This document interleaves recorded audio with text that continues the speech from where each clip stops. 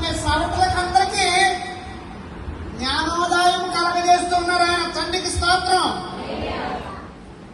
ఈ పెంతెకొస్తు పర్వదినము 50వ దినము ఎందుకు దీన్ని ఏర్పాటు చేయబడిందంటే లేఖనాలలో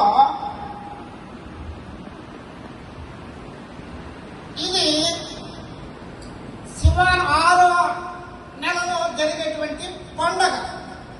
ఈ పండగని మొదటగా ఎక్కడ జరిపించుకున్నారు తెలుసా? ఎక్కడ జరిపించుకున్నారు? మొదట ఇశ్రాయేలులో జరిపించుకున్నారు.